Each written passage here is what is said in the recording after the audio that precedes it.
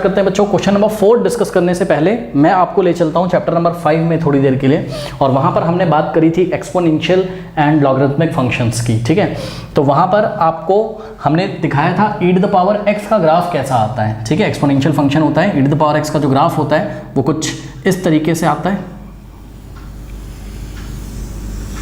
ये देखिए, और ये ग्राफ ऐसे चलता ही चला जाता है। और फिर हमने क्या किया था वहां पर, ये किसका ग्राफ है, ये है e to the power x का ग्राफ। ठीक, इसकी डोमेन क्या होती है, domain of e to the power x is what, is the set of real number. ठीक है, आप चेक करो, ये माइनस इन्फिनिटी से लेके प्लस इन्फिनिटी तक आप इसमें x की कोई भी वैल्यू पुट कर सकते हो। ठीक है, अब यहां पर हमने क्या किया था, ओरिजिन से एक जाती हुई हमने लाइन ड्रॉ की थी y is equals to x। ठीक है, जो कि पॉजिटिव एक्स एक्सिस के साथ कितना एंगल बना रही थी, 45 डिग्री एंगल बना रही थी। तो ये जो लाइन है y is equals to x, ठीक है, ये देखिए, इस लाइन को अगर एज अ मिरर हम अज्यूम करें और इस graph e to the power x का मिरर इमेज ले लें, सोचो अगर यहाँ शीशा रखा हो तो इस ग्राफ की इमेज कैसी दिखाई पड़ेगी। आप इस line y is equals to x को, ठीक है, y is equals to x जो पॉजिटिव x एक्सिस के साथ कितना एंगल बनाएगी, ये आपका पॉजिटिव x एक्सिस है। ठीक है, x डैश और y डैश। ठीक है, तो ये जो लाइन है y is equals to x, ये क्या है, ये आपका x के साथ 45 डिग्री बनाती हुई लाइन है। ठीक है, तो इसको छोड़िए, इस लाइन को अगर हम मिरर अज्यूम कर लें, ठीक है, तो इस ग्राफ का यानी कि e to the power x का जो ग्राफ है इसका मिरर इमेज आपको कैसे दिखाई पड़ेगा। अच्छा, एक चीज़ और, ये पॉइंट होता है आपका क्या, 0,1, ये e to the power x 0,1 से पास होता है ऑब्वियसली, क्योंकि आप इसमें x की वैल्यू 0 डालोगे तो e to the power 0, e to the power 0 क्या होता है 1, तो 0 पे वैल्यू हमको कितनी मिलेगी 1। और इस ग्राफ की मिरर इमेज, ये रहा शीशा आपका, तो इस ग्राफ को अगर शीशे में आप देखोगे तो आपको कुछ इस तरीके से समवट लाइक दिस बनाने की पूरी कोशिश करूंगा मैं। ये देखिए, ये थोड़ा सा भाग गया इधर, ये तो ये जो ग्राफ आया है नीचे हमने आपको दिखाया, ये कहां से पास करेगा, ये पास करेगा 1,0 से, ये वाला पॉइंट 1,0। और ये जो ग्राफ हमने नीचे बनाया है, ठीक है, ये ग्राफ किसका ग्राफ है, ये ग्राफ है log x का।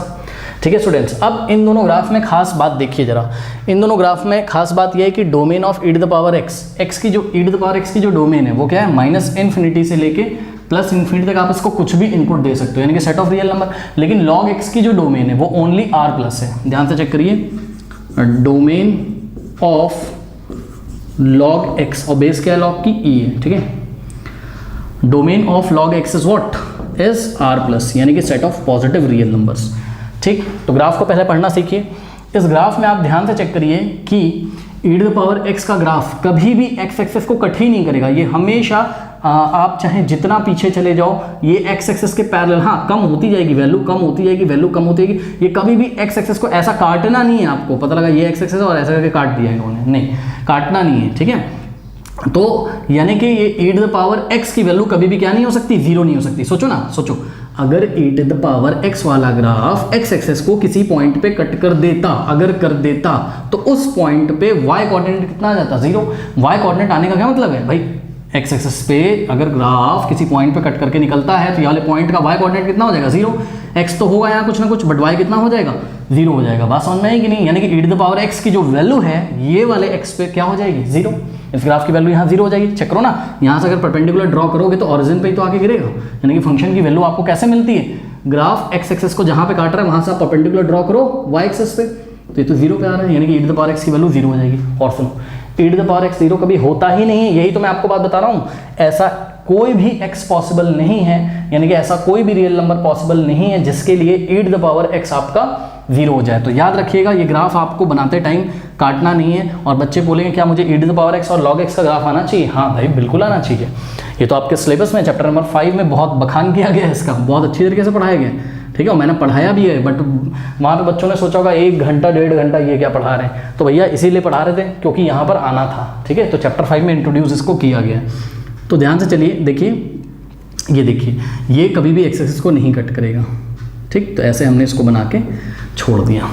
ओके, और डोमेन ऑफ log x को हमने r प्लस क्यों बोला, क्योंकि ध्यान से चेक करिए कि ये देखिए, ये log x का जो ग्राफ है वो ऐसे चलता चला जा रहा है, चलता चला जा रहा है, मतलब कहीं से आ रहा है, कहाँ से आ रहा है, y की नेगेटिव डायरेक्शन यानी कि माइनस इन्फिनिटी से कहीं से आ रहा है और ये भी y को कभी काटेगा नहीं, यानी कि y एक्सिस पे ऐसा कोई भी पॉइंट नहीं होगा जहाँ पे इसका x क्या हो जाए, 0 आ जाए, क्योंकि x इज इक्वल्स टू 0 हमको लेना ही नहीं है। इसकी डोमेन क्या होती है, set of positive real number. मतलब अगर ये नंबर लाइन है और आप देख ही रहे हो ये एक नंबर लाइन है माइनस इन्फिनिटी से लेकर प्लस इन्फिनिटी तक, तो 0 को हमने ओपन रखा है, 0 पे इसकी कोई वैल्यू अटेन नहीं करेगा। लॉग 0 हमको नहीं पता, नॉट डिफाइंड होता है, क्योंकि चेक करो ना x इज इक्वल टू 0 पे लॉग का ग्राफ कहाँ भाग जा रहा है, माइनस इन्फिनिटी पे, हमको नहीं पता। ओके, अब सुनो, अगर हम आपसे बोलें कि e to the power x में मैक्सिमम वैल्यू बताओ, आप नहीं बता सकते हो, ये तो ग्राफ चढ़ता हुआ चला जा रहा है। अगर हम आपको बोलें कि e to the power x में आप मुझे मिनिमम वैल्यू बताओ, तो आप नहीं बता सकते हो, आप इसको और आगे बढ़ाओगे और कम होता चलेगा, और कम होता चलेगा, बट x एक्सिस को कभी काटेगा नहीं। आप कहीं पे भी जूम करके देखोगे, आप इसका ग्राफ देखिए तो कहीं कहीं आपको ऐसा ये x एक्सिस के साथ चिपका हुआ ऐसे नजर आएगा, लेकिन जैसे ही आप इसको जूम करके देखोगे आपको तुरंत दिखाई पड़ जाएगा कि ये जो e to the power x वाला ग्राफ है ये एक्चुअल में x एक्सिस पे चिपक के नहीं चल रहा है, उसके अलोंग नहीं चल रहा है, उससे थोड़ा सा ऊपर है। बस समझ में आई? तो ये बात है, इसमें ना तो मिनिमम पॉसिबल है कहीं और ना तो मैक्सिमम पॉसिबल है। ठीक इसी तरीके से log x में ध्यान से चेक करिए, ठीक है। तो log x में आप अगर देखोगे तो ये ग्राफ ऐसे चलता चला जा रहा है, इसका मैक्सिमम नहीं पता है और इसका आपको मिनिमम भी नहीं पता नहीं कहाँ से आ रहा है, मतलब ये माइनस इन्फिनिटी से आ रहा है और जाएगा पता नहीं कहाँ अप्रोच करेगा प्लस इन्फिनिटी को। तो आपने देखा क्या कि e to the power x का ना तो मैक्सिमा निकालना पॉसिबल है ना तो मिनिमा। ठीक उसी तरीके से log x का भी ना तो मैक्सिमा निकालना पॉसिबल है ना तो मिनिमा निकालना पॉसिबल है। ठीक है, तो ये दोनों एक ऐसे फंक्शन है जिनका हमको मैक्सिमा मिनिमा नहीं मिलता, क्योंकि इनका पॉइंट ऑफ मैक्सिमा नहीं मिल सकता और पॉइंट ऑफ मिनिमा भी नहीं मिल सकता है। अब बच्चे बोलेंगे सर एग्जाम में हमको क्या यही ग्राफ बनाना है, बना दोगे तो बड़ी अच्छी बात है, ठीक है, लेकिन आपको वहाँ कैलकुलस का यूज़ करके कुछ थ्योरी व्योरी लिख के आना है अगर ये क्वेश्चन पूछा जाएगा। तो आइए मैं आपको बताता हूँ कि एग्जाम में हम इसको कैसे अटेम्प्ट करेंगे। ठीक है, और यहाँ पे हमारे पास 3 पार्ट है, तो पार्ट 1 पहले लेते हैं। First part f of x is equals to e to the power x है, तो हम क्या करेंगे फर्स्ट डेरिवेटिव लगाने की कोशिश करेंगे। तो हमने निकाला एफ डैश ऑफ एक्स यानी कि E to the power X का डेरिवेटिव निकालिए। हाँ भाई बताइए जरा, E to the power X का डेरिवेटिव क्या होता है बताइए। E to the power X ही होता है, E to the power X का derivative E to the power X ही होता है। अब फॉर क्रिटिकल पॉइंट्स आप क्या करोगे, एफ डैश ऑफ एक्स को 0 के इक्वल रखोगे, यानी कि E to the power x को किसके इक्वल रखोगे, 0 के इक्वल। बट अभी तो मैंने बोला था क्या कि E to the power x तो कभी 0 हो ही नहीं सकता है। ध्यान से चेक करो, ये एक्स एक्सिस को अभी काटता ही नहीं है, तो आपको ई टू द पावर एक्स का कभी भी वैल्यू 0 नहीं मिलेगा। यानी कि ऐसा कोई भी c, ऐसा कोई भी x बोल दो आप, या ऐसा कोई भी c रियल नंबर को बिलोंग ही नहीं करता है जिस c पर या जिस x पर, जिस पॉइंट पर हमारा e to the power x का वैल्यू क्या हो जाए 0। मतलब कि जब e to the power x can't be equal to 0, e to the power x 0 हो ही नहीं सकता है, तो तुम क्रिटिकल पॉइंट कहाँ से निकालोगे सोचो। यानी कि x की ऐसी कोई पॉसिबल वैल्यू नहीं है जिसके लिए e to the power x 0, मतलब हम क्रिटिकल पॉइंट ही नहीं निकाल सकते, तो बात ही खत्म हो गई। यानी कि ये जो e to the power x होगा ये कभी भी मैक्सिमम या मिनिमम वैल्यू नहीं लेगा।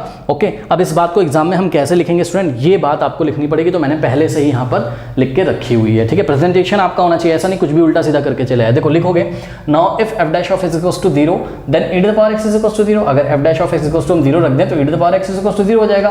बट द एक्सपोनेंशियल फंक्शन, मतलब e to the power x की बात कर रहा है, but the exponential function e to the power x can never assume 0 for any value of x। x की ऐसी कोई वैल्यू नहीं जिसके लिए e to the power x क्या हो जाए 0। Therefore there does not exist any c, ऐसा कोई भी c मतलब x एक्सिस पे ऐसा कोई भी number, real number c which belongs to what, set of real number, ऐसा कोई भी रियल नंबर बिलोंग नहीं करता है such that f dash of c is equals to क्या हो जाए 0, such that उस पॉइंट c पर जो फर्स्ट डेरिवेटिव है वो 0 के इक्वल हो जाए। इसलिए hence function f does not have maxima और minima। ओके, ऐसे करेंगे।